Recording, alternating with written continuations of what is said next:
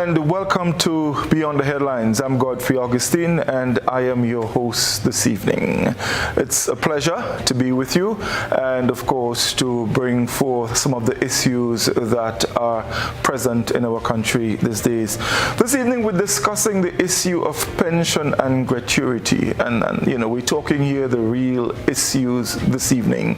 So it's a pleasure again and let me just start by welcoming all our viewers of GBN Television Channel 7 and 11, our listeners on K105 FM, our viewers on the GBN Facebook page and YouTube channel. We're very happy to have you as always, and of course later on in the program we will engage you through your calls, yes, your questions, contributions and so on. Let me introduce our guest this evening. As I said, we're discussing pension and gratuity, the real issues. So our guest this evening, we have the president of the TUC, Mr. Andre Lewis. He's also the president of the Technical and Allied Workers Union. The GUT president, Mr. Jude Bartholomew, is also with us. We have the PWU president, Mr. Brian Grimes, and we have a pensioner with us this evening, Mr. Michael Neckles, and also joining us, attorney at law, Mr. Ruggles Ferguson. Gentlemen, good evening and welcome to Beyond the Headlines. I give you 30 seconds, starting with the TUC president to make your opening remark. Good night to you, Godfrey. Good night to the listening and viewing public. And thanks for having us here to discuss this very important matter. The matter of pension and gratuity, we must not forget, is crucially important for the public officers, both who are working and especially for those who are already retired. I just want to steal 1 second of your time, Godfrey, from the perspective of the Caribbean Congress of Labor and the Grenada Trades Union Congress to pay tribute to Comrade Curtis Augustus of Dominica from the Waterfront and Allied Workers Union in Dominica. Comrade Curtis Augustus died on July the 9th, 2021, after giving all of his working life service to the labor movement of the region. As a matter of fact, he was the Assistant General Secretary and then rose to the rank of one of the longest serving General Secretaries of the Caribbean Congress of Labor. He died, as I said, on the 9th, and we in Grenada and the Caribbean wishes to extend condolences to his family, his loved one, and the labor movement in Dominica and the Rider region. Thank you, Mr. President. Let's go to the president of the Public Workers Union, Mr. Grimes. Good night to the listening and viewing public. I'd just like to thank you, Godfrey and GBN, for the opportunity to be on this platform. It's my inaugural journey on Beyond the Headlines, so it's basically my first show. But it's a good show to start with because this topic has, generational implications for our country and for our citizens. So I'm happy to be here. Thank you, Mr. Grimes. Mr. Bartholomew? You are muted. I think you need to unmute your microphone, Mr. Bartholomew.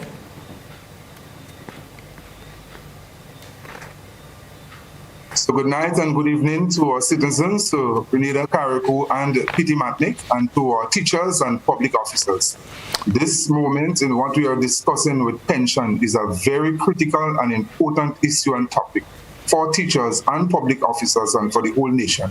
Because the pension issue, unless it is not settled, it just keep on having gripes and hurts and pain through the length and breadth of Grenada, Carriacou and Petit Martinique and to our public service or public officers. So it's a very, very important topic, and we really want the nation, we really want our citizens to listen and to pay particular attention, and we will not rest until this matter. And that's why we're asking you, introducing you this pension and ask you to rally behind the teachers and public officers and everybody for the restoration of pension in Grenada, Carriacou and Petit Martinique, because too many persons are hurting.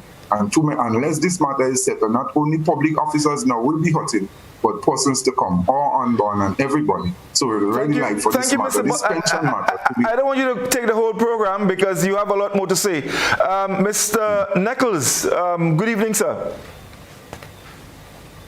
Yes, good evening to the listening and viewing public. Well, as you said, my name is Michael Neckles. I have been employed with the government of Grenada for 37 years, and today I am a pensioner, and it's so hard for me to understand that after all these years of hard work, I'm not able to receive gratuity and a pension. Okay, thank you very much, and we'll get into all that. Mr. Ruggles Ferguson, the loan attorney this evening. Good evening and welcome.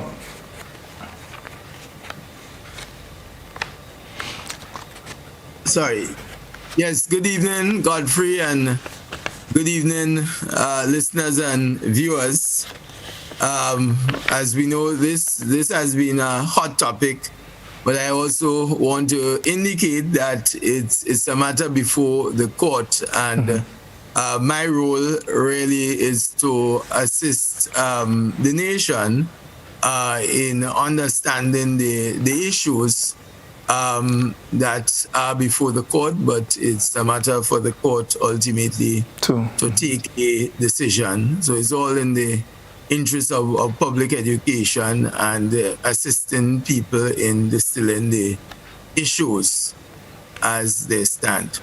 Okay, thank you very much. So again, folks, those are our guests this evening, and we now going to get into the discussion because there's a lot. We'll be here until 10. A little later on in the program, we will engage the public with their questions and so. And I want to start this evening with the attorney, Mr. Ferguson. The pension and gratuity issue. This has been ongoing for a while. We've heard of matters that went to court before as it relates to pension and gratuity. Now, Public Workers Union, teachers, they're all fighting the same issue. How did we get to this? Okay, well, thank you, Godfrey. By way of some overview to put things in context, there is a 1958 Pensions Act that identifies the pensionable offices and those persons who work in the public service, public officers, are entitled after a period of service to receive a pension. And that act, the 1958 Act, says how that pension is to be calculated. So that was back in 1958. Fast forward a bit, and in 1974, Grenada attained independence, and there was of course, the new constitution, which took effect on February 7th, 1974, the date of the Grenada's independence. And there are 3 sections in that constitution that address the issue of pension. One, you have section 84.8, which speaks to the abolition of an office or the removal of a public officer on the basis of reorganization of the department. And what section 84.8 says is, listen, if a public office, if every public officer who is required to retire from the service on the basis of the abolition of his office, his or her office, or the reorganization of his or her department, is entitled to a pension as if he or she had reached the compulsory retirement age. And so you find most of the pension matters that came before the court, the Donovan in 1993, the Duncan in 1997, and the McQueen that we hear so much about. All of these matters focus on 84.8, the abolition of the posts for the purpose of reorganization of the service. And I think the most famous examples. And that's according to the Constitution, yes? Sorry? And that's according to the Constitution.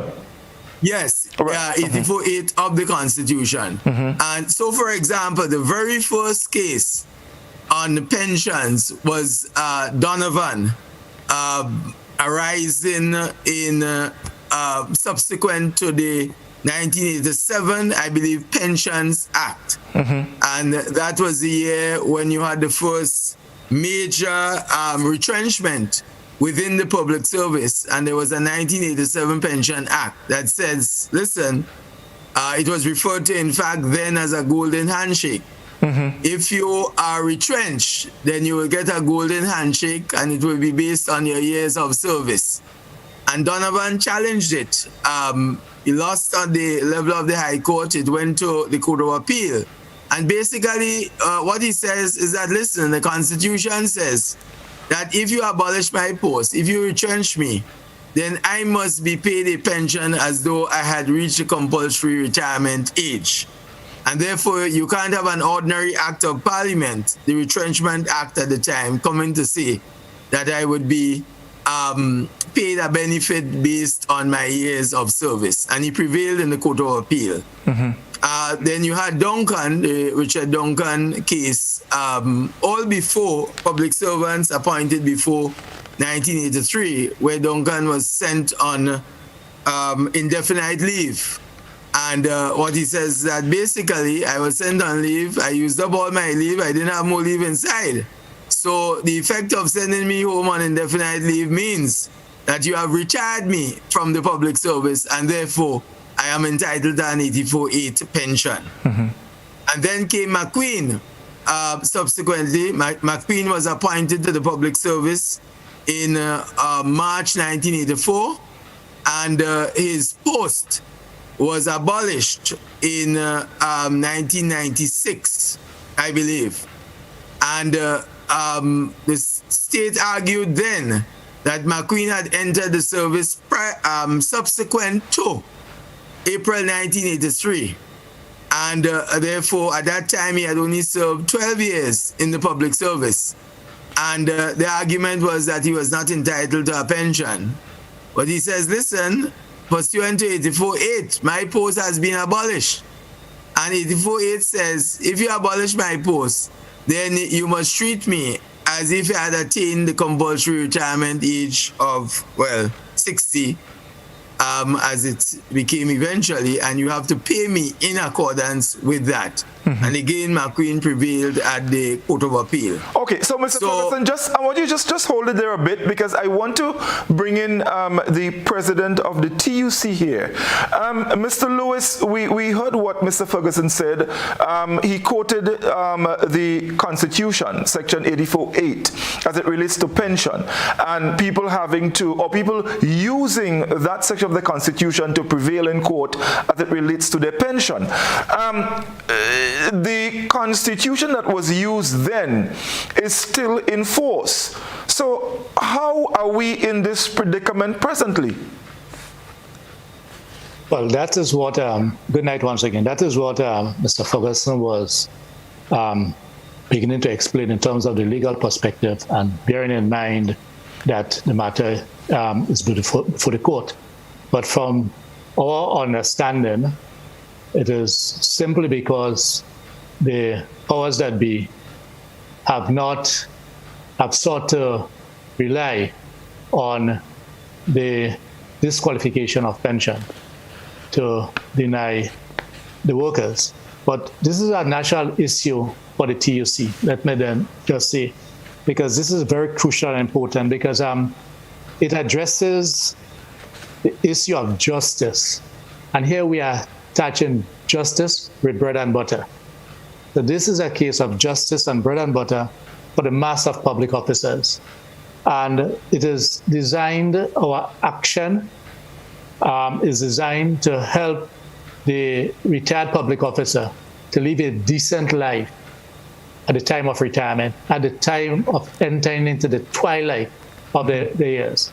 But not only is it important for the retired public officer, but for the existing public officer who needs to be in that position to be assured that whenever he or she retires, they will not be entering into a state of poverty. So we are seeking to right this wrong that certainly, as we speak, has been implemented after, in this case, 85, and council will go into details within the guidelines that he will best be suited to address. But we are here because I will dare say, to a large extent, the political leaders of the past did not address the matter in a manner in which we know is best for public officers who have given all of their years of service to the state. Right. Let me bring in Mr. Grimes, the president of the Public Workers Union. Mr. Lewis is saying that the powers that be practically, and not quoting, but they have not followed the Constitution as it relates to pension. Why is that so? Is it just a blatant disregard of the Constitution from where you sit, or is there something else in the matter besides the pestle? Because the Constitution is still in force. Section 84.8 is still there. So why aren't they following it? Why that blatant disregard? Sorry, Godfrey, if probably before Brother Grimes comes on, if I can just say that the issue before the court now does not concern 84.8 per se, but section 92 of the Constitution. There are two sections of the Constitution that we contend create a right to a pension. You have the section 84.8 right, as I would describe it for simplicity, and that right is based on the abolition of your office for the purpose of reorganization of the service. So it's like early retirement is not based on your years of service at all. If you were in the service 5 years, 10 years, and your post is abolished, then you have to be treated once it's a pensionable post, as though you had reached a compulsory retirement age. So that's the 84.8 right. And the other right, which is the relevant right now before the court. So I don't want us to go into I was providing 84.8 by way of background and the pension battles before the court. The current one concerns what I would say describe as the 92(2)(b right to pension. And that is based now on the retirement, on the basis of age now, age retirement. That's the 92(2)(b right. And what that right says, in effect, just to put it as simply as possible, that your pension right is protected at your point of entry into the public service. So if you enter the public service and the applicable law then for pensions is the 1958 pensions, for example, which was the applicable law at the time of the Constitution in 1974, and thereafter until the Pensions Disqualification Act came into force, which is the subject of controversy and debate and legal issues before the court. But the 58 pension was the pension at the point of entry into the public service. And what the Constitution says is that, listen, if you are entitled to, if you enter the service in, let's say, July of 1980, and the applicable law then was the 1958 Pensions Act, then you are guaranteed to those provisions under the Pensions Act then until you retire 26 years later. If there is a law that comes later that improves the benefits, then you are entitled to the improved benefits. If, however, a law reduces the benefits, then that law does not apply to you. So what 92(2)B does in effect is to protect your right and entitlement to a pension based on the applicable pension law at your point of entry into the service. And therefore the debate, this whole debate really can be reduced to a simple sentence. And that is whether or not persons entering the service after April 1983, well, no, February 22nd, 1985, are entitled to a 1958 pension, one, or whether they are entitled to an NIS pension. That really, if I am to summarize the issue, that is what it relates to. 58 pension versus NIS pension. So I just thought I should clarify that. Sorry. Right. Excellent. So let me bring in Mr. Grimes now. So based on what Mr. Ferguson has said, as it relates to both acts, 58 and NIS, which one is better in terms of benefit for the worker? Because from what I understand, the one that puts the worker better off is the one that is going to stand. Yes. Thank you, Godfrey, and thank you, Brother Ferguson, for the enlightenment. The first thing I want to say, and for it to be qualified and understood by all, is that Brian Grimes is not a lawyer. I am a trade unionist. What I can say, based on my fundamental understanding of what is going on with this pension matter, I want to speak to an aspect of the Constitution that was not mentioned before. And that is section 106, which succinctly says that no other law in the country can supersede the Constitution. As far as we here in the Grenada Public Workers Union are concerned, we believe, we know, and we stand firm that the 1958 Pension Act is what is supposed to be applied. Under section 92 of the said constitution, based on our interpretation, it also says no other pension coming into being shall be less favorable. If you compare to a direct juxtaposition between the NIS Act and the 1958 Act in terms of the pension and what it does in terms of remuneration, it is clearly understood that the 1958 Act is far superior to NIS in regards to what public officers are getting. And one of the panelists here tonight, I guess, can certainly back up that point of view. In regards to what is the position of government and why they did it, I am not a parliamentarian either. It is curious because what we see here in the trade union movement goes back to a quote that I got from a book I was reading called Animal Farm. All animals are equal, but some are more equal than others. We have seen that the government of Grenada, not this current regime, but an NNP government from 1989, ensured that post-revolution, they ensured that politicians and parliamentarians got a handsome pension, which include a gratuity after 4 years, which is not even a full political term. So each term, politicians serve, they get a gratuity, and then they get a full pension by the age of 55. And you see now, there is talks and flirtations of increasing the retirement age to 65.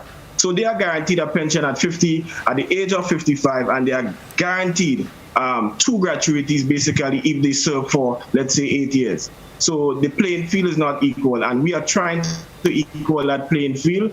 And we hope within this year, that when that judgment comes, that there will be social justice taking place in this land, and public officers can get their due pension, and that the elders can exit that field of suffering that they are seeing now under the policy of this current administration.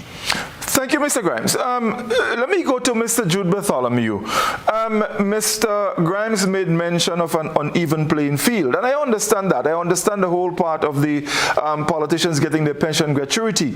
But I want some context as it relates to the 1958 Act and the present one that is in force, and to compare that with the Constitution in reference to which one is more favorable. So I want that placed in context. Which one is more favorable? Is it the 1958 Act? And if so, just explain it to us. How is that act more favorable in terms of pension for workers as compared to the NIS? Well, good evening again. In agreement with Brother Grimes and basically what we have issued with the 1958 Pension Act, because one would have established the person who is a pensioner and are benefiting under the 1958 Pension Act, they are getting that pension and they are also getting the NIS old age benefits. So they are getting two.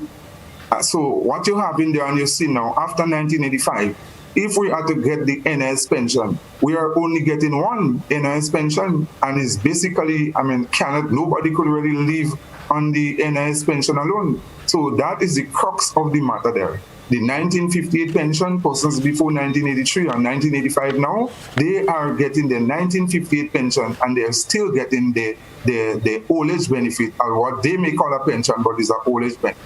So they are getting probably more than 100%.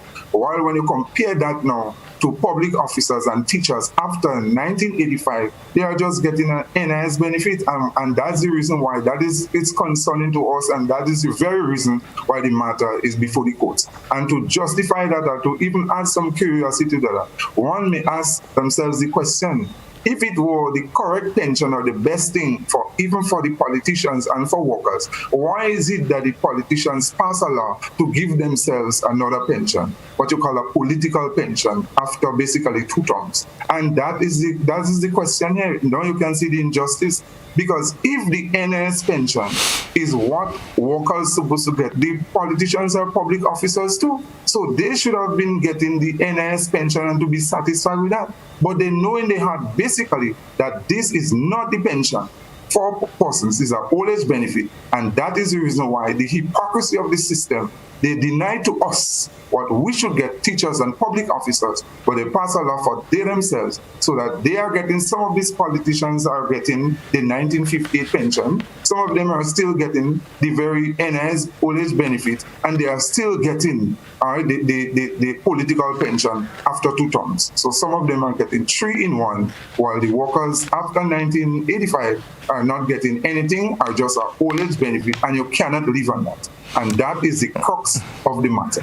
Okay, thank you, Mr. Bartholomew. We take a short break. When we come back, I'm going to go back to Mr. Ferguson, because I want some more clarity on that issue. So let's take a break and we'll be right back. Stay with us, folks. This is Beyond the Headlines.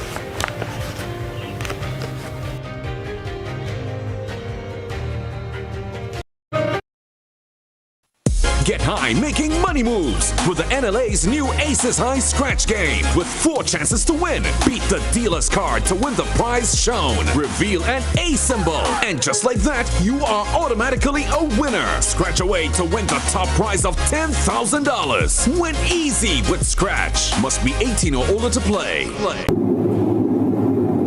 Good evening, viewers and listeners. Welcome to the National Lottery Authority's Daily Pick 3 evening draw for today, Monday, the 19th of July, 2021. I'm Alexander Fletcher, and I'll be your draw hostess for this evening. Joining me is Ms. Josephine Clark. She's representing PKF Accountants and Business Advisors. Ms. Clark is here to ensure the games for this evening are conducted in a fair and accountable manner, that the game balls have not been tampered with and are within industry standards. With the Pick 3 game, you can bet as little as $1 on inline, mix, and pair tickets, and from $2 on backup tickets. Let's find out what the winning numbers will be for this evening. It pays to play. Good luck.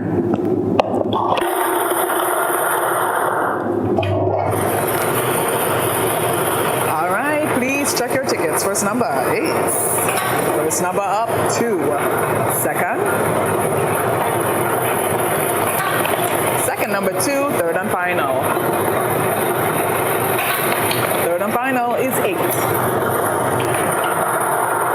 All right, it's time to recap, double check those tickets. First number was 2, the second number 2, third and final 8. If you're a winner this evening, congratulations to you, and we do hope you got your tickets for the Playway draw, because that comes up next. We'll see you then. Tick, tock, toe, I win. Feel like a big kid again when you play NLA's new scratch game, Tic-Tac-Toe. It's instant cash on the go. Reveal 3 X's or 3 O's in the same row, column, or diagonally, and win the prizes shown, or as much as $5,000. Win easy with Scratch. Must be 18 or older to play. Tic-Tac-Toe, please. Give me a tic-tac-toe, please. Tic-Tac-Toe, please. Welcome back, viewers and listeners. It's time for the Playway draw for this evening, Monday, the 19th day in July 2021. I've got Miss Josephine Clark joining me once again. She's representing PK of Accountants and Business Advisors. Here's a quick reminder with the Playway game. All you got to do is bet as little as $1 up to $10 in increments on any number or dream symbol of your choice, and get to win 24 times the amount you bet. That's $24 for every dollar spent. Let's find out what the winning Playway number will be for this evening. Value your dreams, win your way with Playway. Good luck.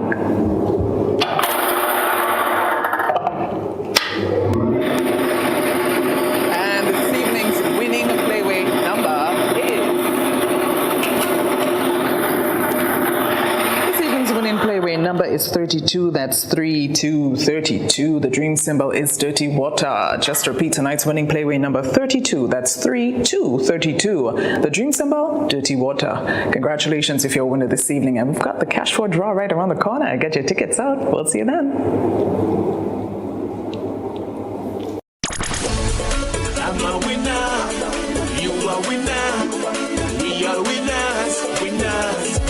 It's the big one. Grenada. Imagine winning $25,000 and up to 6 times by scratching just one little ticket. Get your triple cash scratch tickets for a chance to live your best life. Win easy with Scratch. For just $3, match any of your numbers to any of the winning numbers and win the prize shown for that number. Reveal a money back symbol and win the prize instantly. Triple cash scratch in stores now. Must be 18 or older to play. Cause I'm a winner. From the moment that I get up, I'm feeling right. Welcome back. It's time for the daily cash for draw for this evening, Monday, the 19th of July, 2021. Joining me once again is Ms. Josephine Clark. She's representing PK of Accountants and Business Advisors. Just to remind you quickly about the cash for game, you can bet as little as $1 on most of the bet types with the exception of backup, in which case you bet $2. Let's find out what the winning numbers will be for this evening. It's more plays, bigger prizes. Good luck.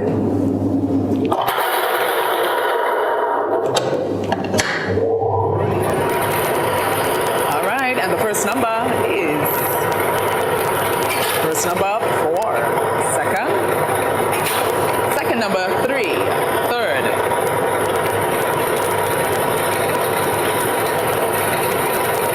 yeah, so third number is 5, and the fourth and final is 7. Of course, I got to repeat for your benefit. First number 4, the second number 3, third number 5, and the fourth and final 7. Congratulations if you're a winner this evening, and we do hope you got your tickets for the lotto draw that comes up a little later on. The estimated jackpot, $98,000. We'll see you then. Win more with the NLA's Daily Cash Fall. Every day with more plays and bigger prizes to be won. It's a 4-digit game with all the bet types you already know and much, much more. From 0000 to 9999. Choose your 4 numbers and place your bet from 11 different bet types. Choose from inline, 4 different mixes, first 3, last 3, and 4 different backup options too. Best of all, it starts at just $1, except for backups, which starts at $2. Win as much as $5,000 with a $1 inline bet and as much as $6,200 in a $2 backup bet. Imagine $50,000 $10 for a winning $10 inline bet. There's definitely more to win with the Daily Cash 4. More plays, bigger prizes. Twice per day, Mondays to Saturdays. Must be 18 and over to participate. NLA, making your dreams come true while supporting sports, culture, and nation building. What does it take to be an amazing woman? Lots of me time. Amazing women are classy, fancy, and a little sassy. It's the drink for me. Cheers! Sometimes you've got to show them who's boss. Alpha male? Nah, alpha females are more amazing. Cheers to securing the bag. We make time for ourselves, for work, friends, and we certainly make time for passion. We're simply amazing. Amazing cream liqueur for the amazing woman in you.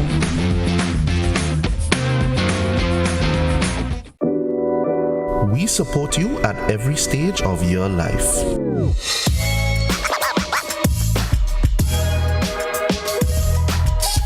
For business,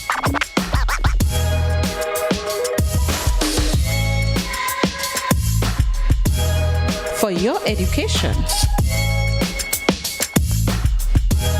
for your financial freedom,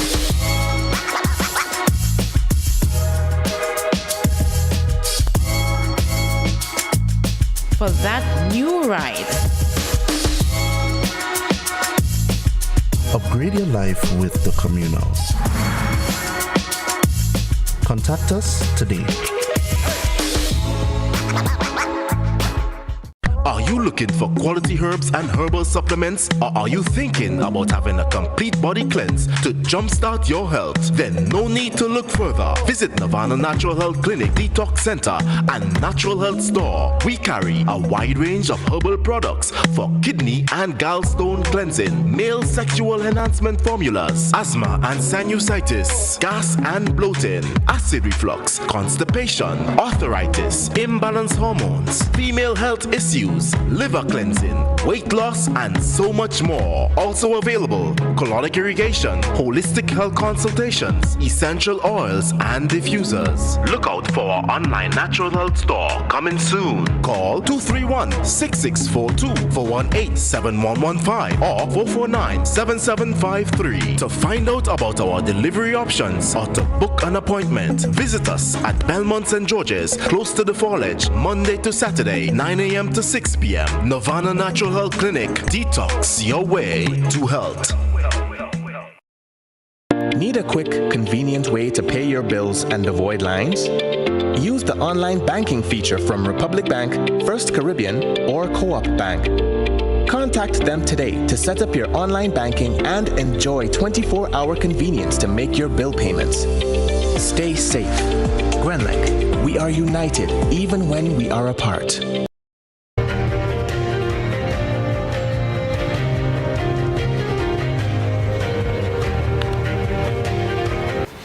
Welcome back, folks. It's Beyond the Headlines, and this evening we're discussing pension and gratuity, the real issue. And those of you who are probably wondering, we did invite a representative from the government to be on the program. Unfortunately, they declined the request to be here with us this evening, and so the show must go on. So we have our panelists, and we're discussing this very, very important issue. Mr. Ferguson, I want to come to you now, and I would go to our pensioner after that. I am not sure that Mr. Bartholomew, I don't know if you didn't understand the question clearly what I asked, but you made reference earlier to the law which spoke to whichever act is more favorable to the worker, that's the one that will stand, that's the one that will be in effect, whether it's 1958 or the NIS. My question is, presently, which one of these is more favorable to the worker? Because I'm trying to understand here, you know, the issue of the 1958, why is it not enforced? Is it because the present one is more favorable to the worker? Is it that the worker is benefiting more from what is presently or not? Okay, Godfrey. And the short answer to the question is no. it's not more favorable than the pension under the 1958 Act. And in fact, this goes to the essence of the arguments. What the state is contending is this. They accept that pensions are determined by the law that is applicable at the time a public officer enters the service. So in short, what the argument of the state is that up to April 4th, 1983, when NIS came into being, the applicable law they contend was the Pensions Act. And that was so, the Pensions Act. So those who came in before April 4th, 1983 and completed their period of service in the public service, those were entitled to a 1958 Pensions Act. There is no dispute on that. Right. Now, you would hear references to 22nd February 1985, as opposed to 4th of April 1983. You'll also hear references to that.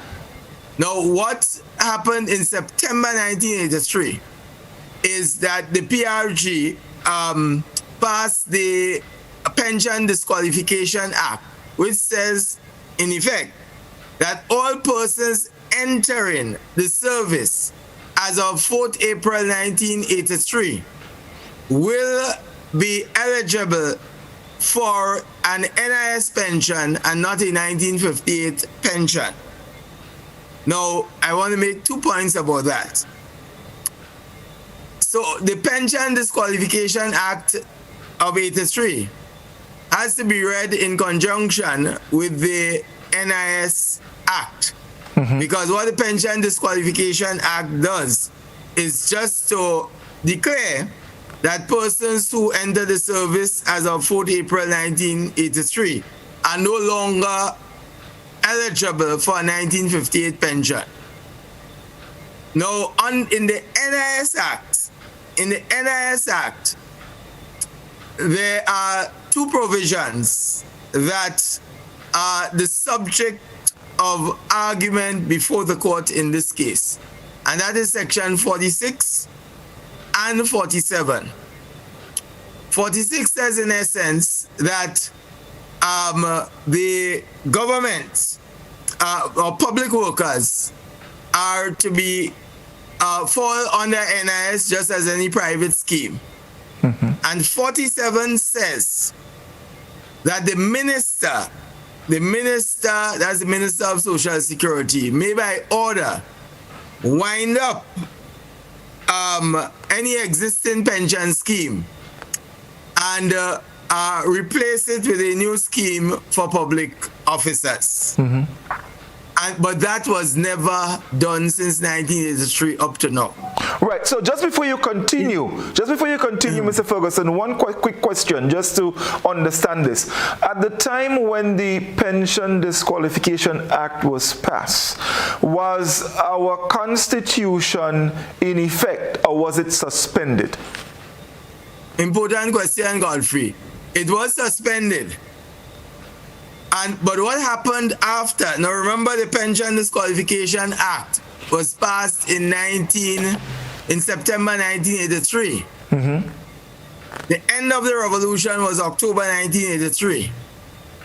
And general elections were held in December 1984 for the first time. And Parliament met after the December 84 elections in 1985.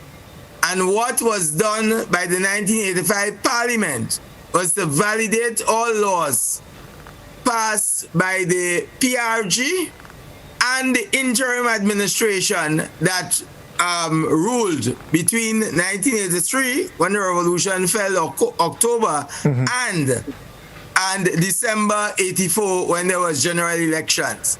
So that is why you hear reference that instead of now the relevant date being 4th April 1983, it is now 22nd of February 1985, because that is when the validation law was passed.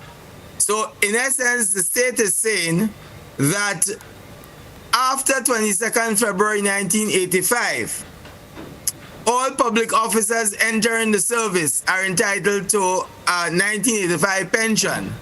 And what the unions are arguing, essentially, and based on the one hand on McQueen case, because what McQueen said, the Court of Appeal then said, listen, the 1958 Pension Act was the correct act to calculate McQueen's pension. Why?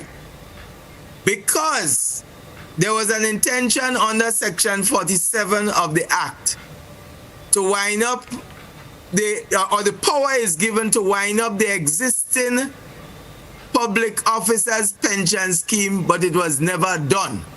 And therefore, because it was never replaced under the NIS Act Section 47, that remains up to today. That is the essence of the argument on the one hand. And I must say another argument with respect to NIS, and which is fundamental also, is that one, the NIS pension is fundamentally different from the pension contemplated by Section 92 of the Constitution. Because Section 92 of the Constitution says, in effect, that pension is based on your period of service within the public service. It is basically a thank you pension for your service, for ease of reference. It's a thank you pension. You don't contribute to it. It's a non-contributory pension.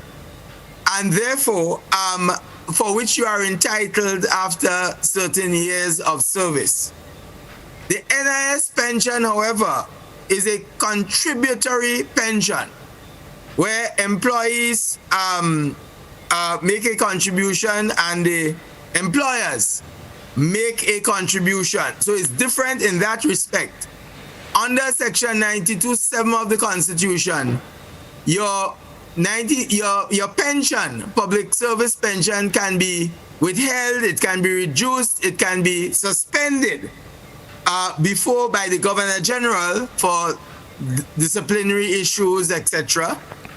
And under Section 93 now, when the Constitution came into force, say, listen, to reduce or withhold it or suspend it, the Public Service Commission must concur. Right, so in other words, what it shows is that, listen, you are getting a pension which the very state can withhold for either disciplinary and other issues. But before it can do that, the Independent Public Service Commission appointed under the Constitution must concur. Under NIS, you can't withhold pensions. Section 36 of the NIS Act says, in essence, it is inalienable. Because it's contributory. You can't touch it because it's contractual. That is your money you put inside there. You can't touch it. Section 60 of the NIS Act says too, listen, you could have 5 different pensions. I just use 5 as an arbitrary figure. But your employer can have a separate pension scheme from you. But that you must, whether you have one at your workplace or not, the NIS, you must contribute to it. You can't say I have one here and therefore I'm not contributing to the NIS. The NIS says you can have any number of private schemes. And Section 47 of the NIS Act says that the government pension scheme is a private scheme.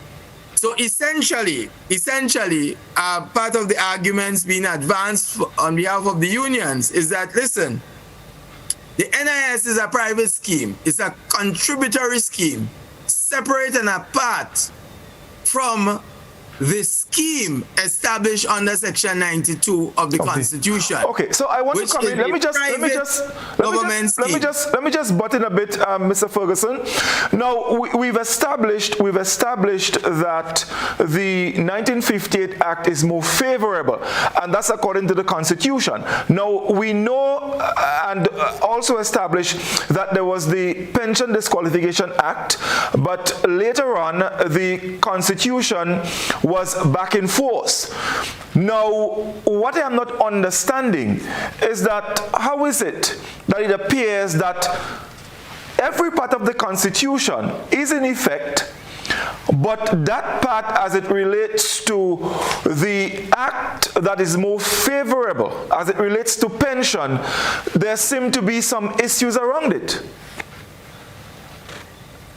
No, well, no, it is in effect, Godfrey. It is in effect. The issue is, maybe if I can simplify it as best as possible, as it was done in the McQueen case. And that's why you find so much reference to the McQueen case, and that's why I mentioned the McQueen case, which is really an 84-8 case.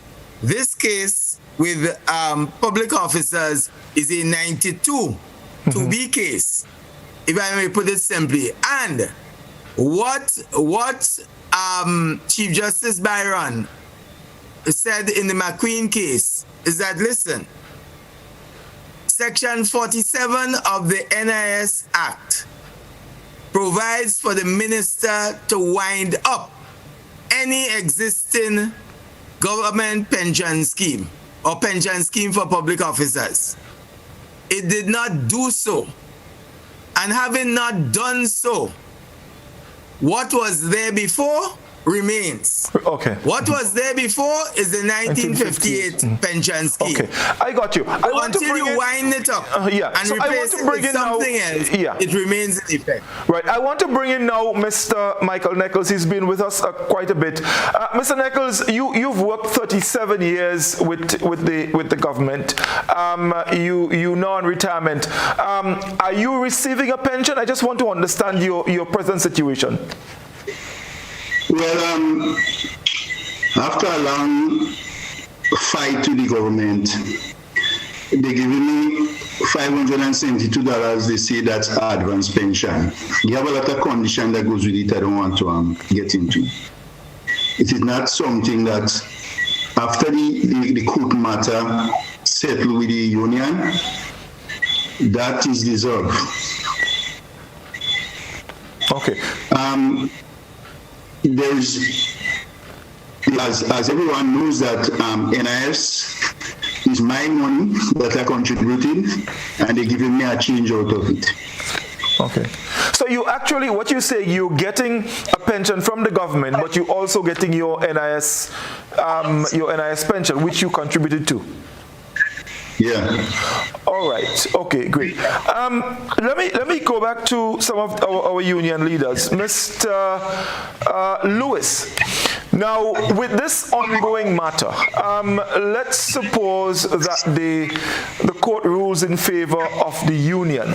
Now, people who are presently getting pension under this present scheme, which the NIS, if the court, let's say, for example, rules in favor of the union, as it relates to the 1958 Act, the people who are presently getting the pension, would they become eligible for payment of monies that was not paid to them before? Okay, well, it follows that would have to be the case, because it means that they were denied what was rightfully theirs. Mm-hmm. And by the very fact that we are before the court, that is the point that we are making. Mm-hmm. We are saying that we are seeking to rectify that which ought not to have taken place. Meaning that once the court ruled in our favor, that these workers ought to have received what the court is saying that they should receive, and it means that they did not receive it, and that money would have to be paid. Right, okay. But what is important here also, Godfrey, is to note that when that happens, whatever money the workers get will not be able to make up for the problems and stress that they went through over the past years that they did not get it. Okay, Mr. Bartholomew, government has said that, look, under the 1958 Act, that pension scheme, they're not in a position to pay that kind of monies. If that is the case, where do you suggest that monies come from? Would the union support additional taxes on the people? Well, interestingly, one would ask, every time it comes to the worker, the government always doesn't have the money to pay. There is a historical thing to that. Nothing comes easy with government. Whether you're asking for a salary increase, when it comes to the worker, the government always doesn't have the money. Anything else, government has the money. It depends on the political will. If government has the political will to pay the money, they will be able to pay the money.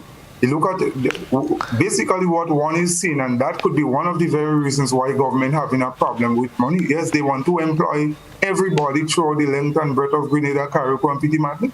And what you're seeing there basically is parallel to basically public service.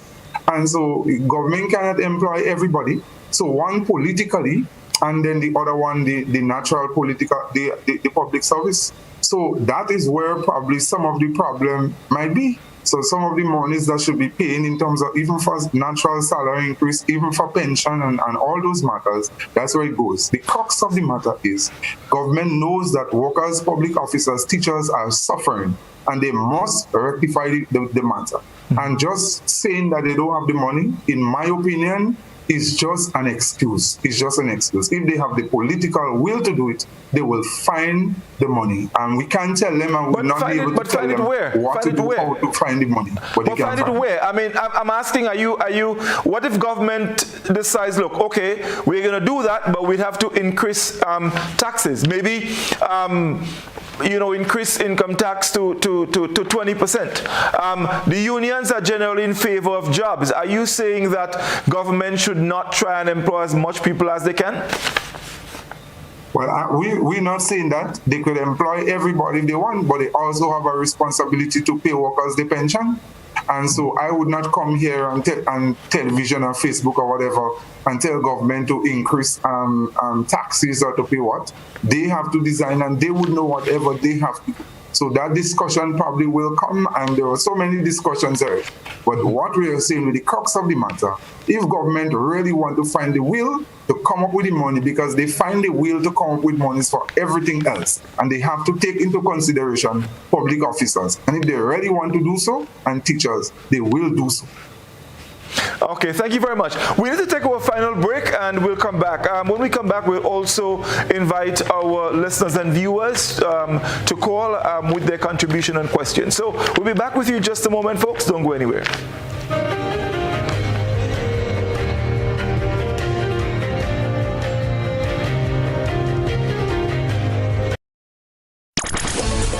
I'm a winner, you are winner, we are winners, winners. It's the big one. Grenada, imagine winning $25,000 and up to 6 times by scratching just one lotto ticket. Get your triple cash scratch tickets for a chance to live your best life. Win easy with Scratch. For just $3, match any of your numbers to any of the winning numbers and win the prize shown for that number. Reveal a money back symbol and win the prize instantly. Triple cash scratch in stores now. Must be 18 or older to play. Cause I'm a winner. From the moment that I get up, I'm feeling right. Good evening once again, viewers and listeners. Welcome to the National Lottery Authority's Lotto Draw number 32384 for this evening, Monday, the 19th of July, 2021. The estimated jackpot for this evening is $98,000. Joining me once again is Ms. Josephine Clark. She's representing PKF Accountants and Business Advisors. Let's find out what the free ticket letter will be. Good luck.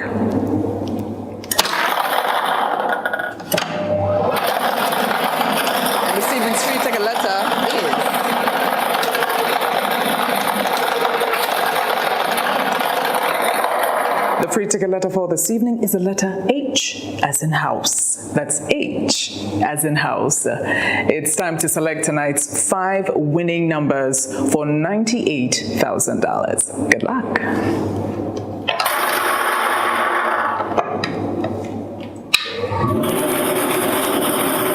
All right, it's time to check your tickets. The first number up is 19. Second number, 3. Third.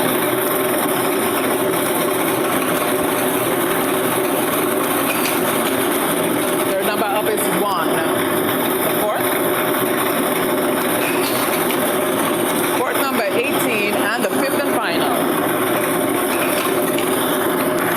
This evening's fifth and final is 20. All right, we got to do a couple of things. Firstly, let's recap, double check your tickets. The free ticket letter was H as in house. That's H as in house. And the 5 winning numbers for $98,000. It's time to recap. First number up, 19. That's 1919. The second, 3033.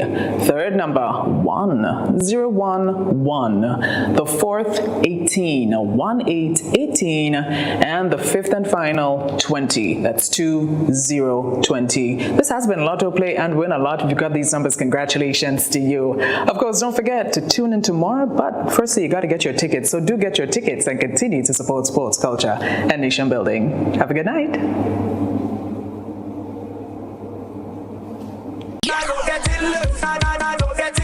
By now, you should know that the early bird catches the worm. So, what are you waiting for? Put wings to your feet and head to your nearest scratch seller. For every Quick 7's scratch ticket you buy at $2, the NLA gives you 7 chances at winning as much as $7,000. Scratch the entire play area for your 7 chances at revealing as much 7s and win the corresponding prizes. Win easy with Scratch. Must be 18 or older to play.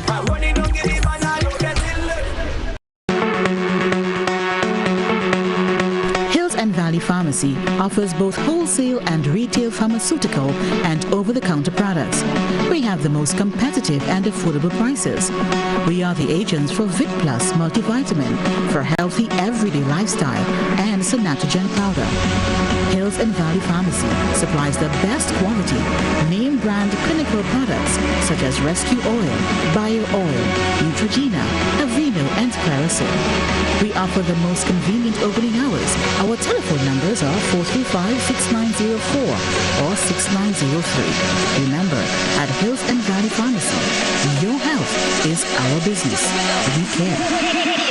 Now open Hills and Valley Medicare Center, your one-stop for medical supplies, massage therapy, physiotherapy, and an in-house physician. At Hills and Valley, your health is our business. Total is one of the world's largest oil companies with a top quality line of lubricants. Total Lubricants has a full product line from passenger cars, motorcycle, heavy industrial equipment, mining, trucking, agriculture, and manufacturing machines and vehicles. Total Lubricants, winning championships in motorsports, including Formula One and World Rally Championships. Total Lubricants are available at all Rubis service stations, leading automotive shops, and distributed by Huggins. Imagine having the home of your dreams.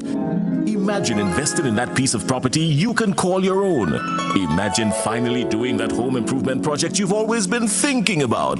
It's time to stop imagining and start doing. Let the GUT Credit Union help you take the first step with fantastic rates, affordable repayments, and reduced legal fees. Make the move. Get better terms on your mortgage. Use your home equity to make those dreams a reality. Act now. There's really no place like home. GUT Credit Union. It's where you belong. You're already ill and have no time or energy to walk every which way to access your healthcare needs. So come to Spice Isle Imaging on the Carenage for a one-spot stop for all your health service needs. See our in-house doctor and get your meds from the pharmacy right on location. Digital X-ray, MRI, CT scans, mammography, ultrasound, and laboratory services are also available. So for that moment when life makes demands on you, you can make demands on us. Visit us at Spice Isle Imaging, Carenage, St. George's.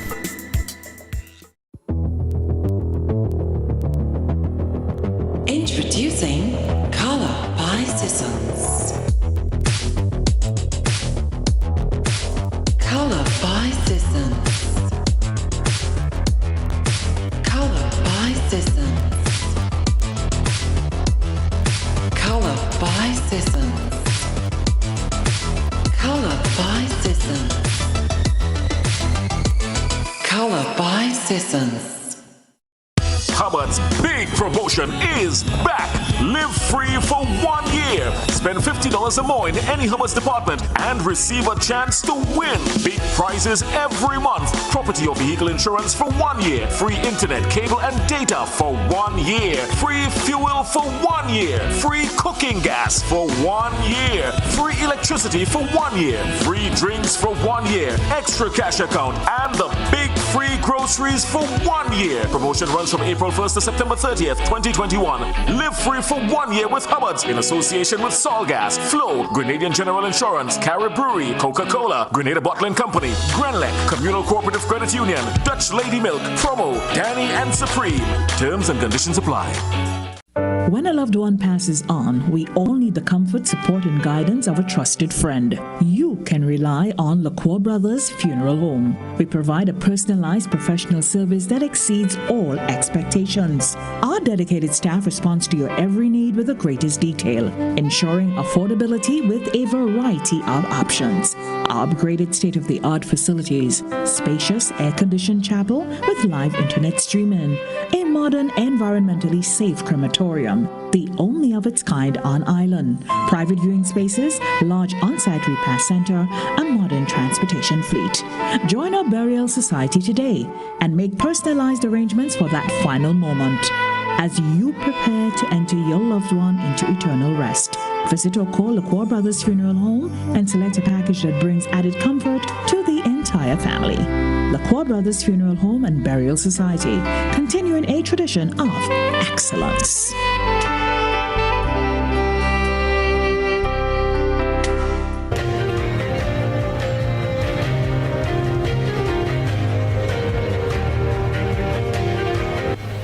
Welcome back. It's Beyond the Headlines, folks. We're talking pension and gratuity, the real issues. Mr. Grimes, are you still with us? I want to come to you now.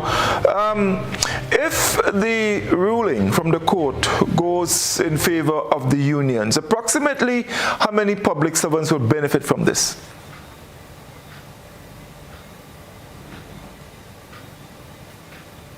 Yes, I just timed out for a little bit. So for the viewers, excuse the little darkness I had to change because of restrictions with the Wi-Fi. So I had to come to a new position. So if you see me a little dark, just excuse that. Yes, Godfrey.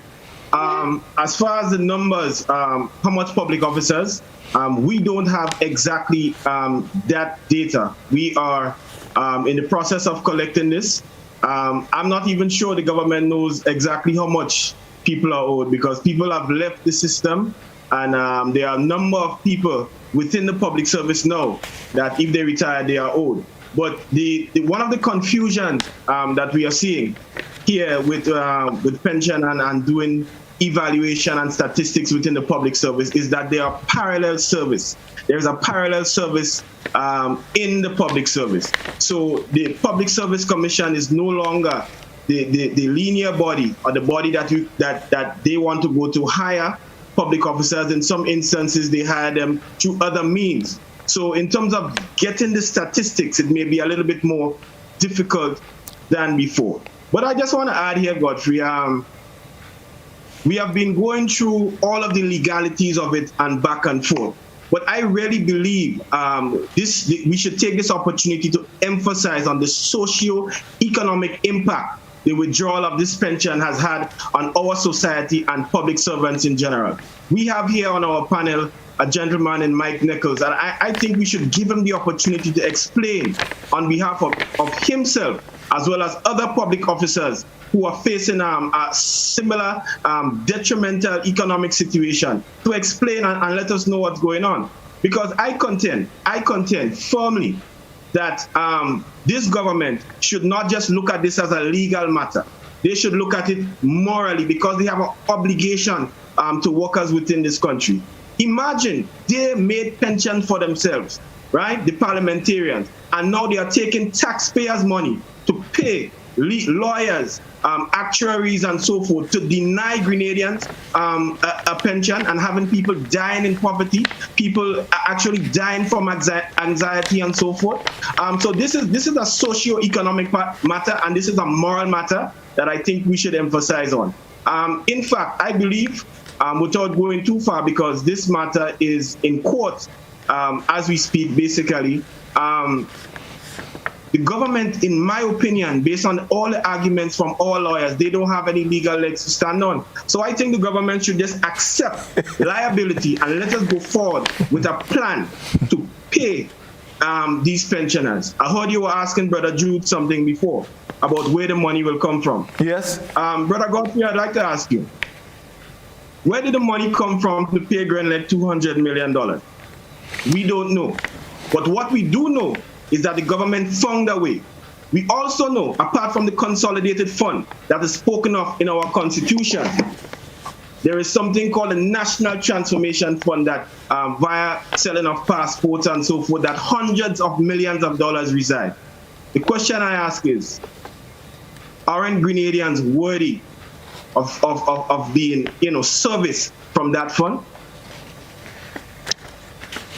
All right, let's go back to Mr. Neckles, and we want to engage you some more in terms of what, some of you, well, we don't want you to, expose some of your personal affairs, but having to, function on such a minimal pension and whatever it is you get from NIS, having, served 37 years. Talk to us a little bit about that. Thank you, Godfrey.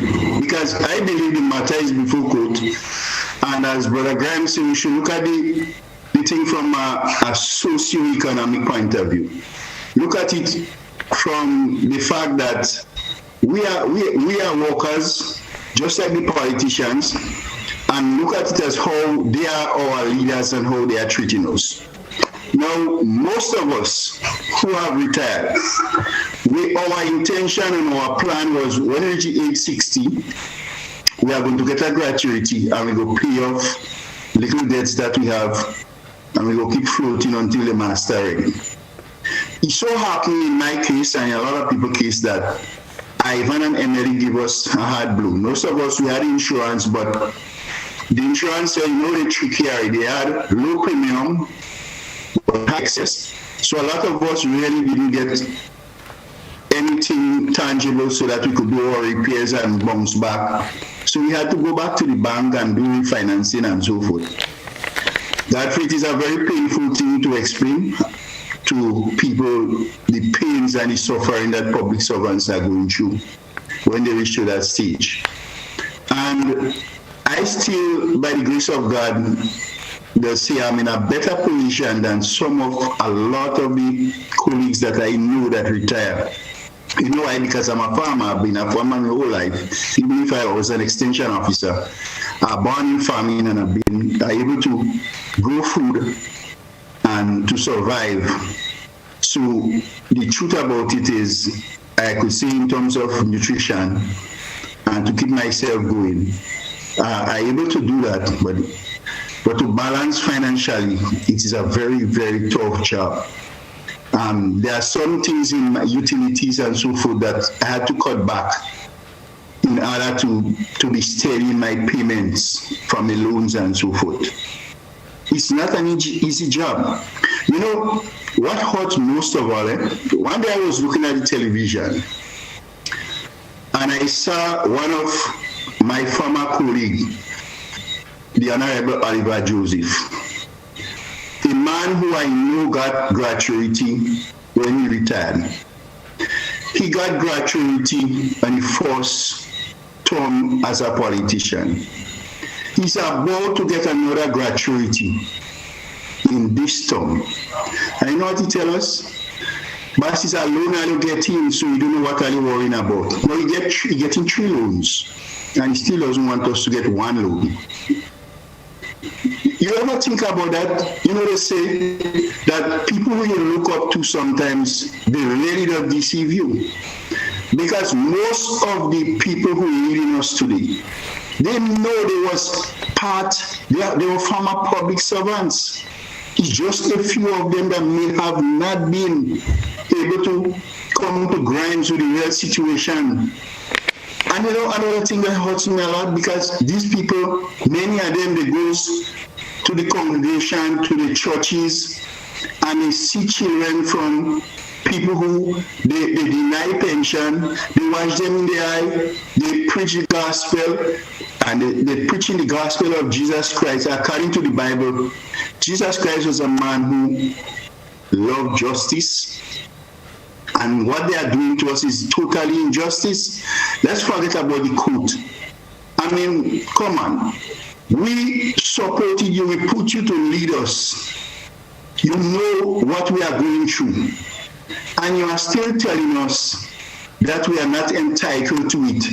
You know, my part is, the government is making excuses and saying, well, boy, we have to reform pension, we have to this, and we can't continue so, and they keep, but you're hearing that as if, well, we are not part of the whole system, like we don't deserve it. The way it treats us is what makes it more difficult for me to understand. And that is why I'm saying to them, I mean, look into themselves, and let's make Grenada be Grenada. What they are doing, I mean, I could tell that kid that these people are wrong. They are going to mash up his legacy, because look at Uncle Gary. Uncle Gary's legacy was with the workers, you know. All what you could say about Uncle Gary, if you remember him, that he's a man who fight hard for workers everywhere you go. You can't take that away from him. There might be some mistakes he had made, and everybody makes mistakes. But when you come down and you decide you will discriminate and you will destroy the future of workers, people ain't going to remember you as a good person. Right. We have some callers on the line. So we're going to go to the telephone. Let's see who's on the line with us. Caller, good evening. Hello. Good night. Yes, good evening. Go ahead, please. Godfrey. Good night, sir. Good night to the gentleman on the panel. I would just like to share my views. Are you hearing me? Yes, we're hearing you. Go ahead, please. All right, thank you very much. The whole sense about this is that everybody, whether in public sector or private sector, must be paid the pension and the gratuity. So no, the whole sense is that the percentage that public sector is supposed to be paid have to be a significant amount, because you see now, them is public sector. So this is the reason why the whole process of the NIS has been established. The equity that government is making from all the business that they are doing, they must give a higher percentage of pension paying the public sector. With private sector, no. The gratuity now is like a bonus service tip that people does receive when they work with a company a certain amount of years. And as I say that, when you're working with the public sector, you give you a certain amount of loyalty to years to work with a company, whether you're in public sector or in private sector.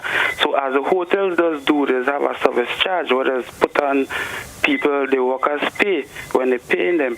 So now the gratuity now is like a service tip for all amount of years you work. You will see the percentage increase on your gratuity, and at the same time now your pension through the NIS, by whether you work by public sector or private sector, you will get your pension, because by law every citizen and every person where they work in, they must pay NIS and have a pension through the NIS. Okay, thank you, caller. Thank you very much for your contribution. And of course, the number 440-1252 if you want to call and you have any questions or you want to share anything with us. Mr. Lewis, now based on the proposal that formed the MOU just before the last election, explain to us what the 70% retirement benefit would mean for a worker who retired, let's say, at $3,000. Okay, Godfrey, remember that we are not addressing the MOU. I know you asked that question, but I want to clearly state that what we are fighting for is a constitutional pension of the worker, of the public sector worker. I just want to quickly just expand on an issue addressed by Comrade Grimes, based on the question that you asked Comrade Jude. There is absolutely no need for the government to increase taxes to meet the obligation under the pension. I want to repeat, there will be absolutely no need for the government to increase taxes, because I know that was asked by you and people may be thinking about that. They can find the money elsewhere, as Comrade Grimes have indicated. There's a CBI, etc.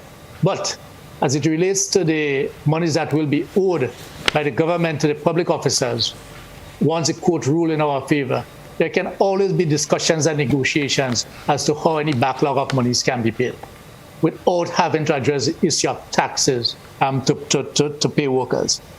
But specifically, the 70%, as a matter of fact, if we were to back up a bit, the government gave a commitment, and we want to hold them to that commitment, that while the matter is sorted out in court, our expectation and our preference, obviously, is for the government to have just reinstated the 1958 pension, but obviously they have not done so, and that is why we are before the court. But the government gave the undertaking that they will implement the 70%, so that, for instance, whatever it is that someone is getting from NIS, there will be, as they say, the top-up to ensure that you get 70% of your last salary. But our case, as we have before the court, has to do with the constitutional pension of 1958. So that 70% has to do with whatever it is that NIS will pay, which can be up to a maximum of 60%.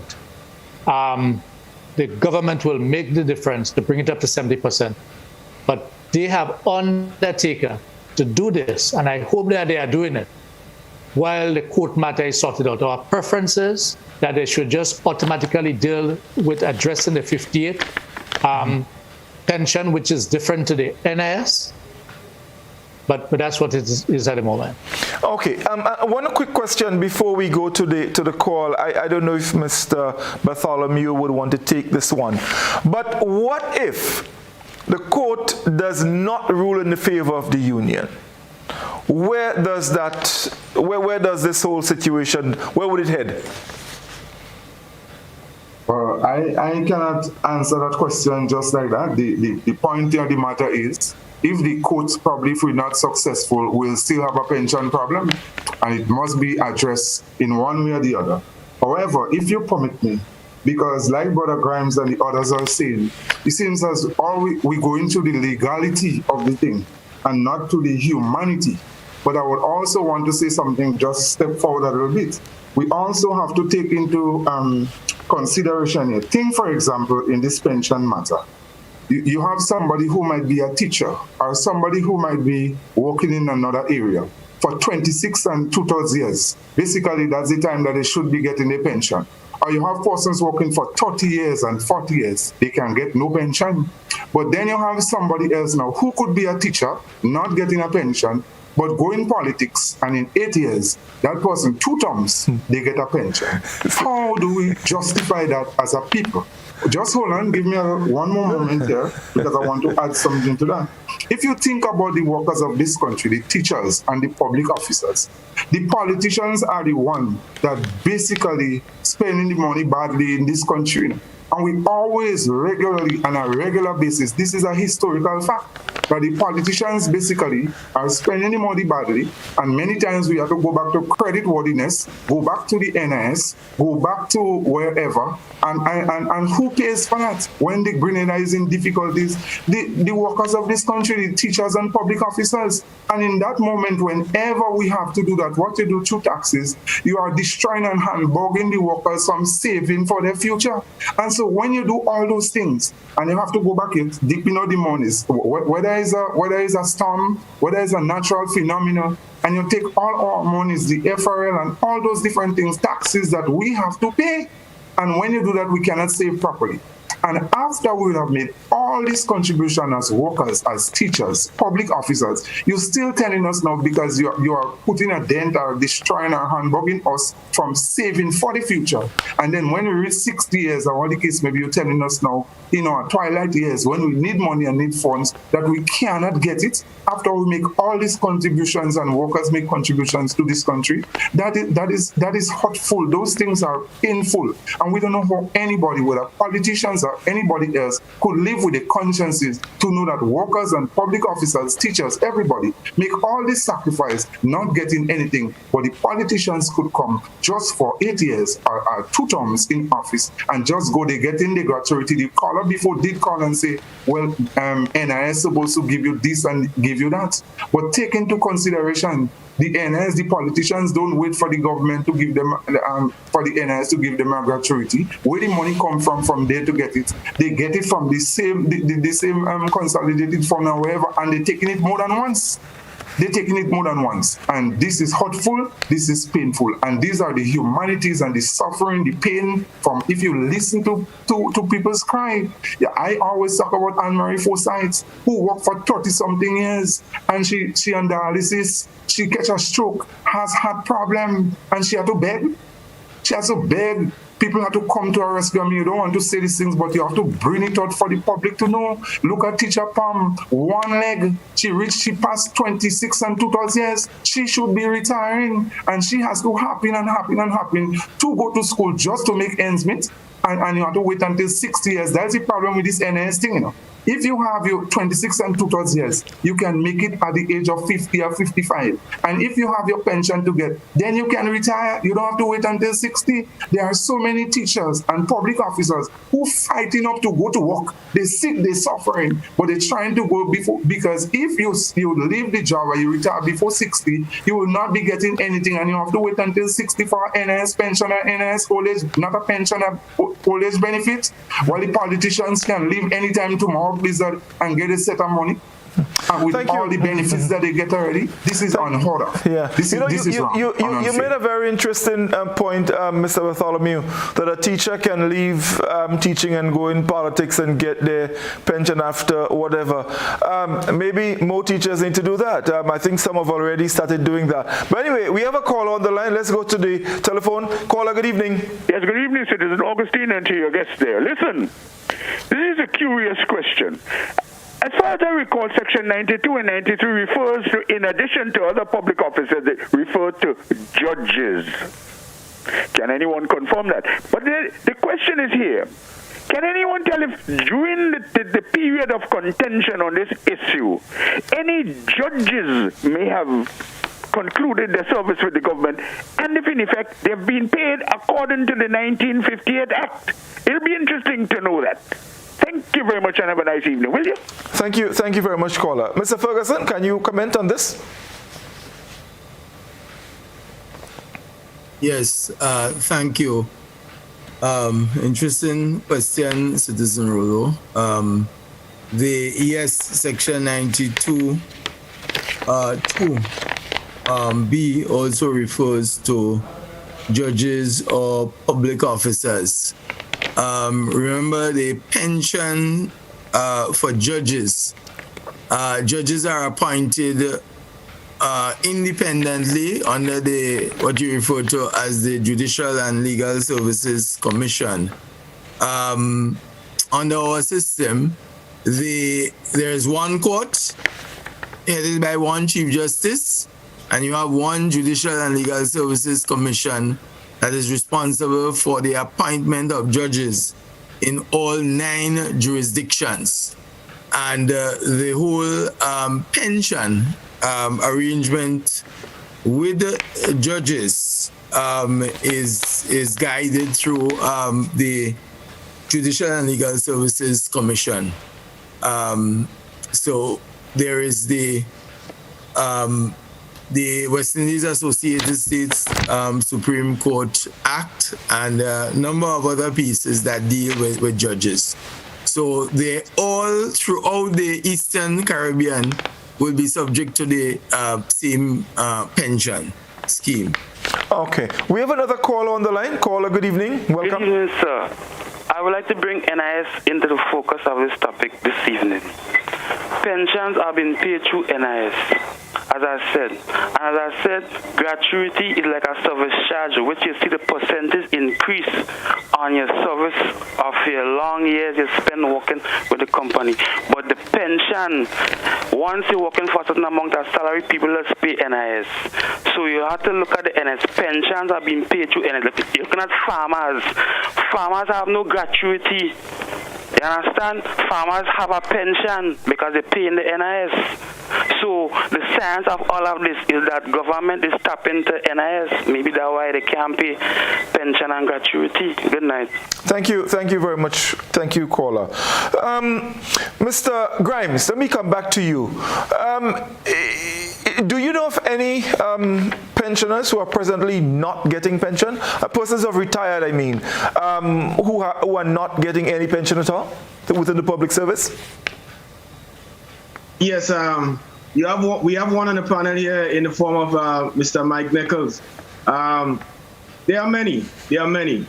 I can tell you this, and I want this to be understood, because we as trade unionists, we take this from a humanitarian aspect, and the approach of government is mind-boggling to me as a trade unionist. I sat in the quadrangle at the Ministry of Finance and heard a leading politician in this country, state chronicles of people coming to him because of they can't get a pension, and actually some workers upon retirement, they literally lost their mind because of it. They literally lost their health because of it, because with the psychological aspect, people can actually get sick, and we are seeing that people falling down just after retirement, pre-retirement, and so forth. This politician, I would not call his name, knows about all the adversities that people have to face, and yet for all, they are taking the state's money to pay actuaries, attorneys, to deny those people who elect them in power to represent their views. That is reprehensible. So yes, I do know of public officers who are in that situation, and Mike Neckles, our friend on the panel, is just one of them. There are many. At the pension rally that we had on July 14th, one of them spoke. Actually, Sister Belma spoke, and she's actually getting pension, but she has created a sort of retirees association, a sort of fraternity, and many of them within that fraternity are not so lucky to have gotten their pension. So this is what we face in this country right now. There's a lot of inequality, there's a lot of pain, and the government has an opportunity to fix it. I want to also take this opportunity, permit me, to speak about a situation with an icon from the movement, a lady named Sister Pamela Armstrong Cox. You hear about the date April 4th, 1983. She came in May 17th, 1983. But she was at the vanguard in terms of taking the government to task, going to court to fix this problem. She went as an individual.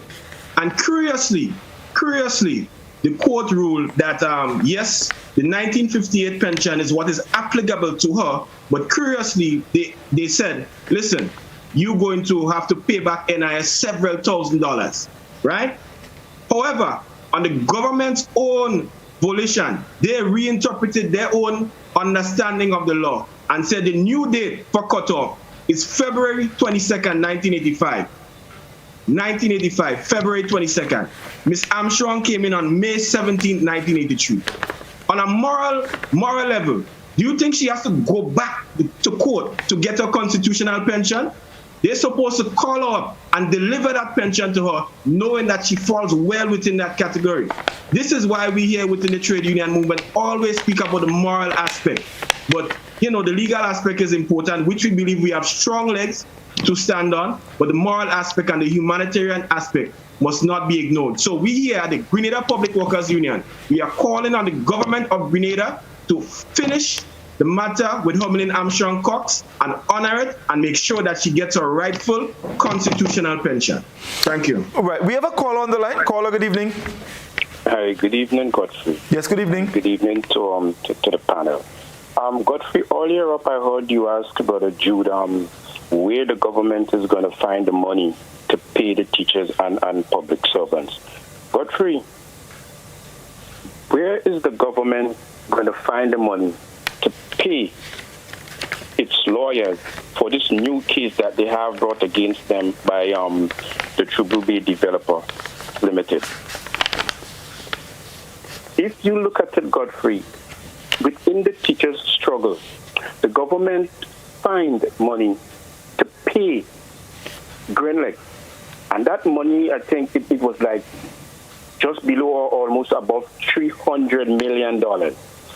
And for this new case that's brought against the government by the True Blue Bay Developer Limited, by True Blue Developer Limited, the government will have to again fork out almost another just below $200 to $300 million for damages incurred.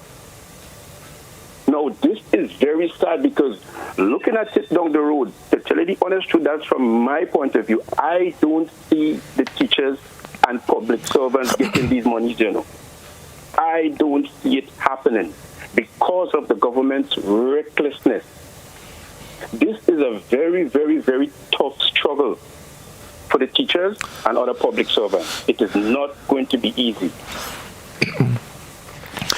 Thank you, caller. Thank you very much indeed. Mr. Lewis, the caller said that in his opinion, he don't think that teachers and public servants are going to get these monies.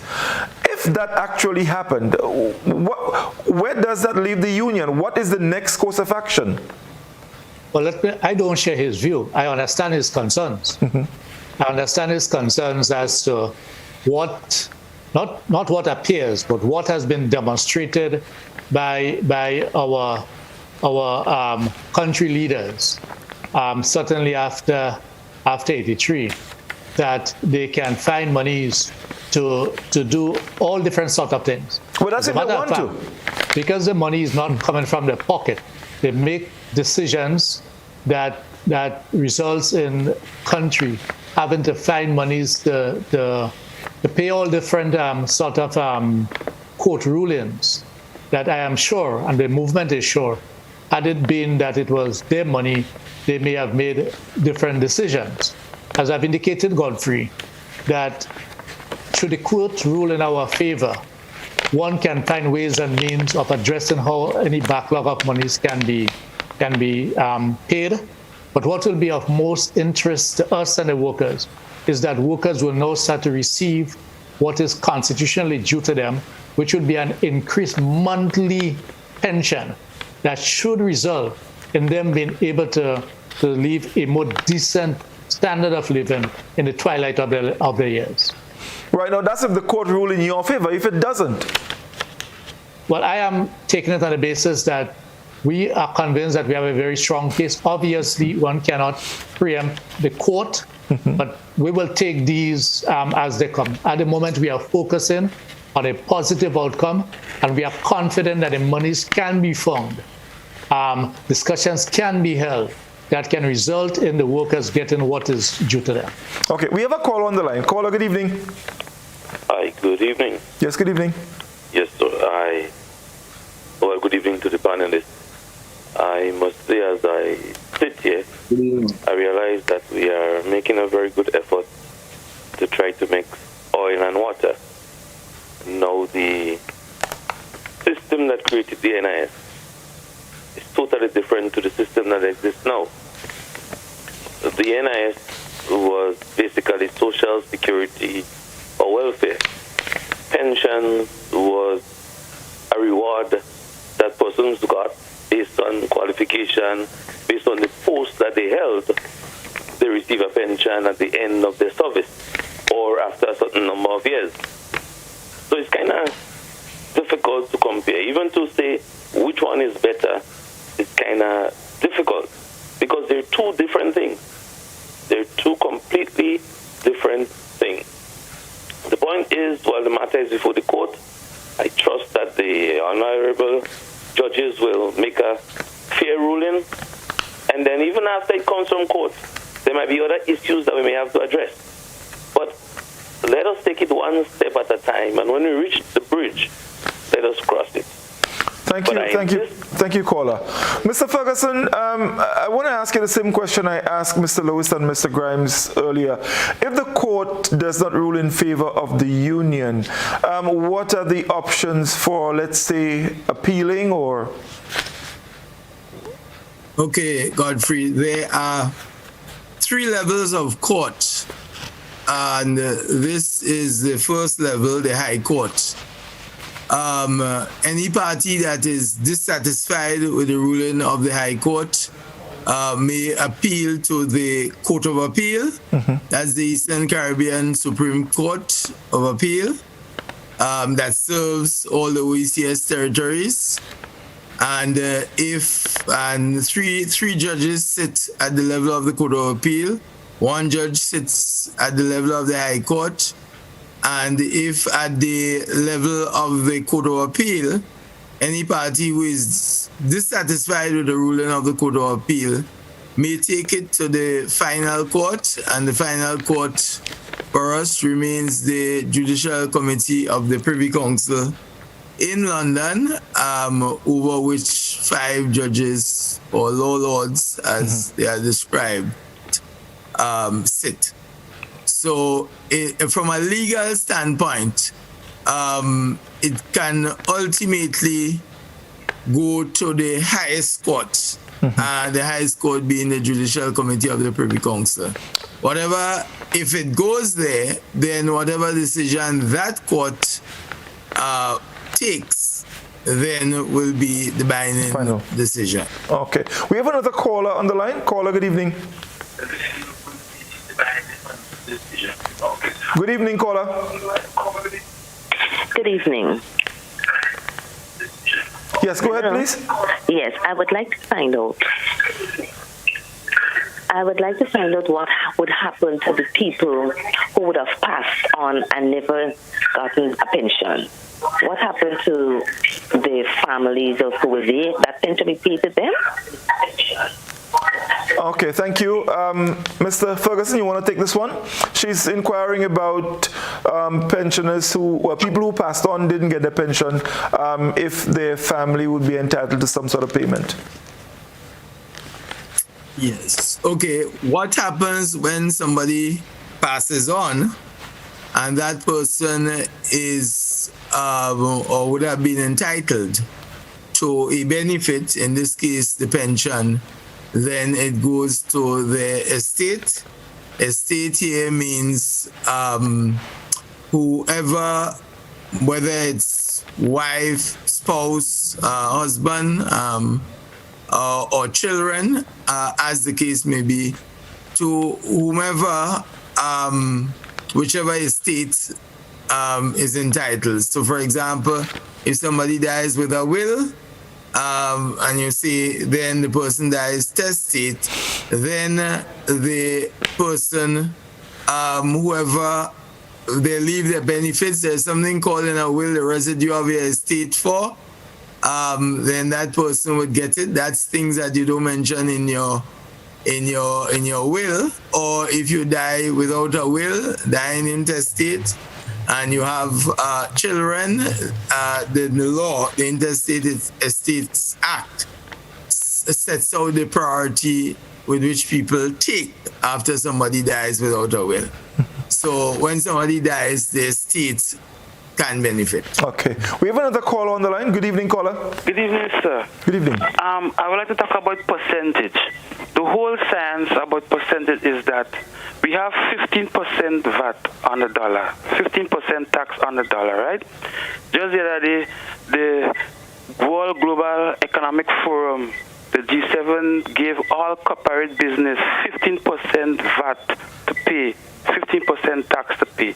So now the equity build an amount of government business is somewhat gigantic. If you look at the 15% percentage, if workers know, you're looking at 15% gratuity increase.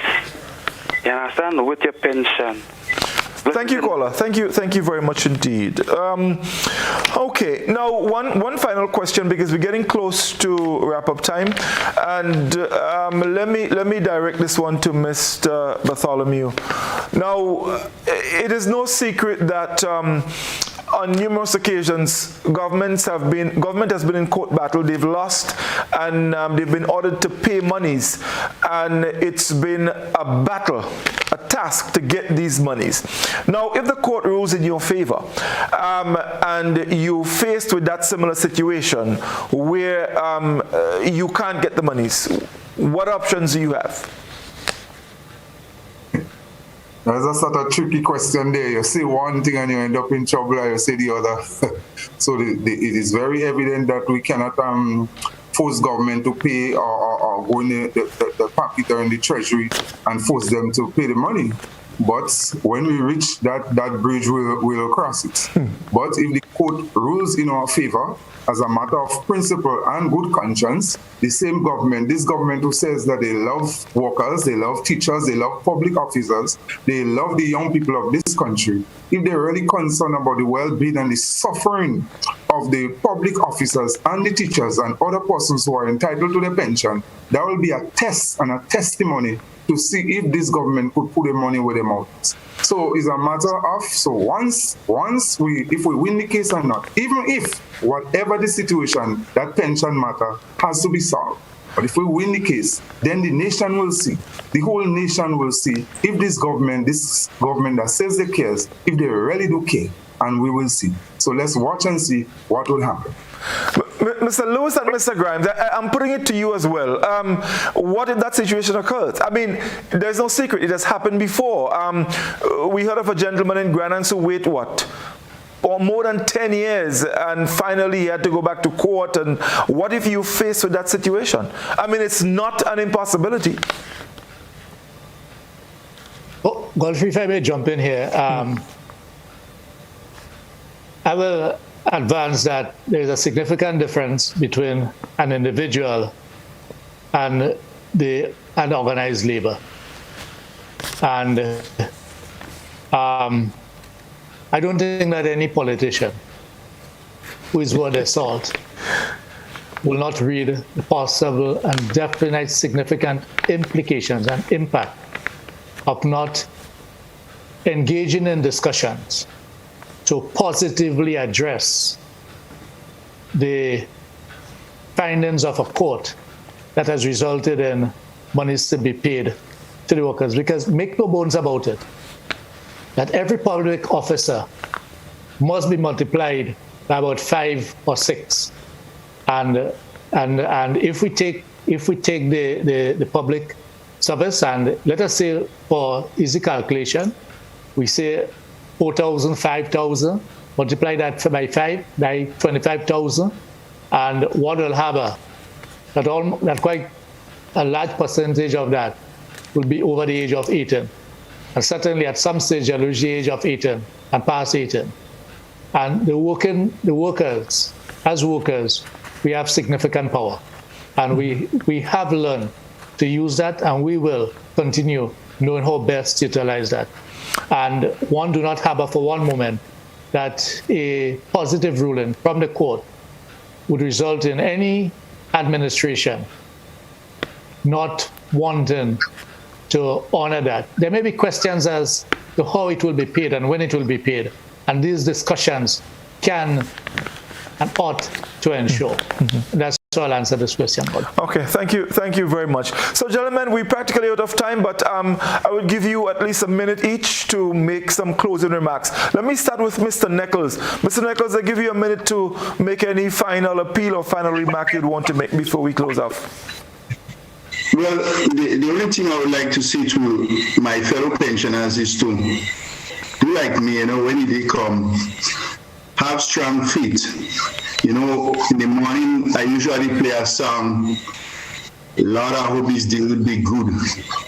by a singer named Don Williams. It's a country song. It motivates me to spend good days so that my pressure won't go up and no big set of problems. And let us wait and see what will happen. Let us have faith and support one another. That's all I could say right now. Thank you very much. Mr. Grimes, your closing remarks? Yes, thanks again, Godfrey and GBN, for the platform. Closing remarks. This is such a heavy topic with such heavy implications for this country. I would just like to say that I am observing keenly what is going to happen after the unions prevail in this matter, because we truly believe that we have strong legal legs to stand on. I want to observe if this government is going to be transformative and progressive and honor the court ruling, or if they are going to nefariously, appeal the case and cause hundreds and hundreds of public officers to end up in suffering, as is the norm right now. I would just call on public officers to really observe what is going on. Observe who you elect into power. Now, politics is something I normally stay away from, but I realize politics and trade and unionism are inextricably linked. So it is important that public officers understand who make the policies, and for them to understand that those who make the policies are supposed to look after the interests of the masses. And if they are looking after the interests of the masses, when it comes to pension, they don't even have to wait on a court ruling to honor public officers. They just have to go ahead and do it, because they know, based on the economic circumstances, they have changed the laws for their own benefit, that public officers need it and public officers deserve it. So it's going to be an interesting watch for me this year to see how government is going to react to this matter, if they're going to keep throwing it on the legal playing field and therefore hurting the socio-economic futures of our citizens and our country. So I will close with that. Thank you very much. Mr. Bartholomew, your minute. Yes, good night. I just want to say again that it is really, really hurtful and painful. And we want all the hundreds of teachers and other public officers who are there. Most of the times we don't recognize and we don't realize what is going on with them, but they are crying, they are hurting, they are going through a very, very difficult time, and we feel your pain.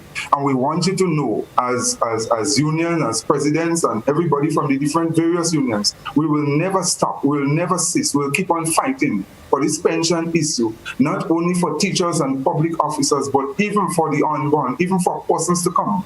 Because that trend, if we have to fight so hard for our pension, what will happen for the children to come? What will happen for those who will take on work in the future?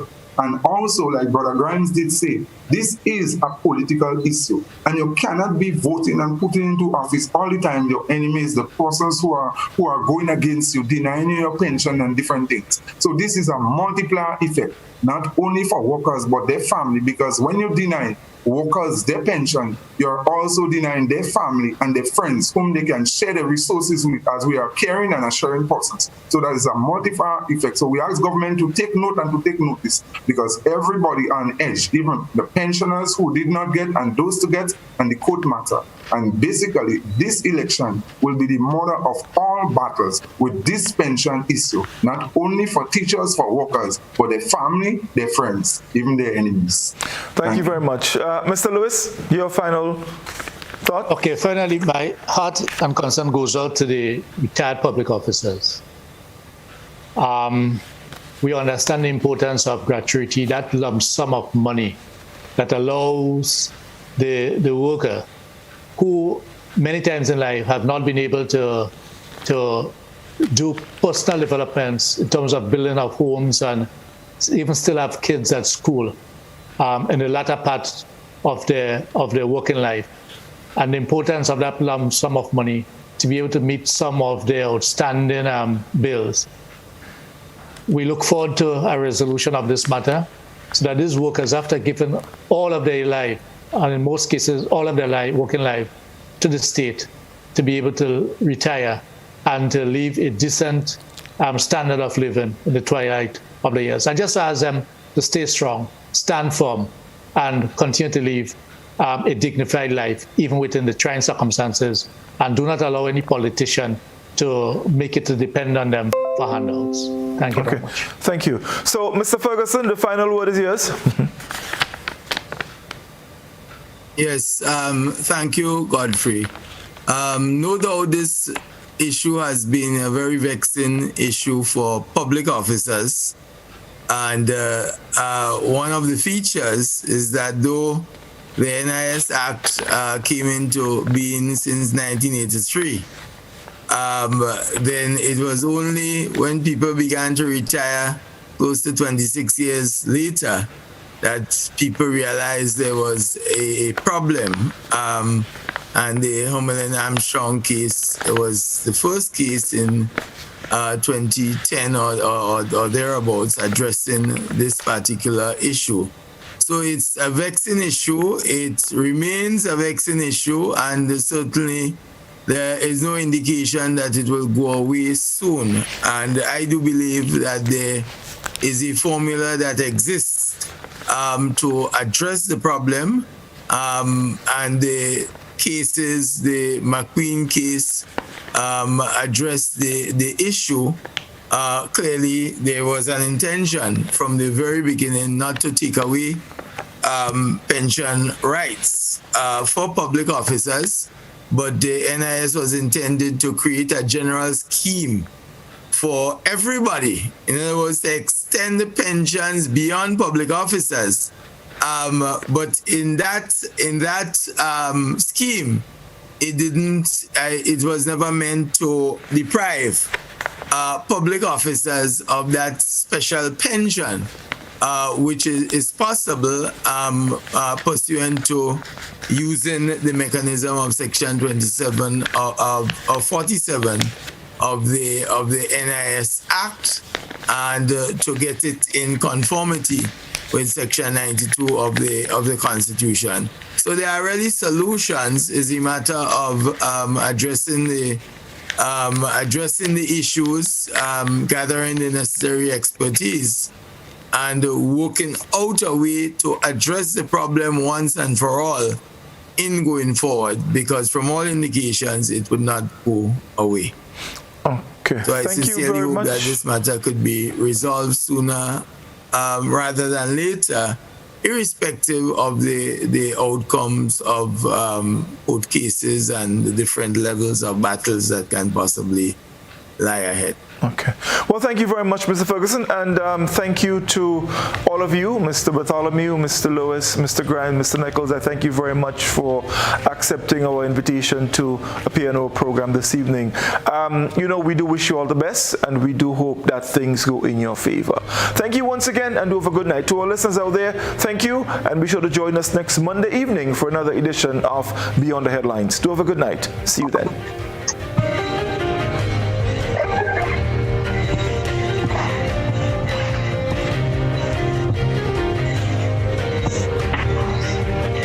Finish.